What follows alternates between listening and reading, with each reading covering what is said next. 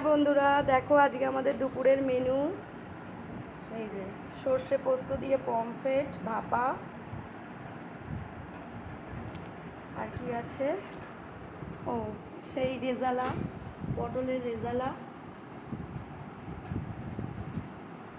গরম গরম সাদা ভাত, একদম গরম, ধোঁয়া উঠছে। এই যে স্যালাড কাটা আছে, আজকে রথের স্পেশাল কলমির শাক ভাজা,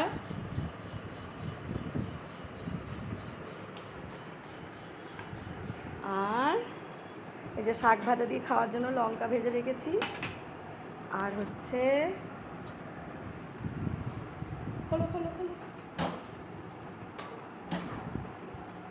লাল লাল ঝাল ঝাল করে চিকেন।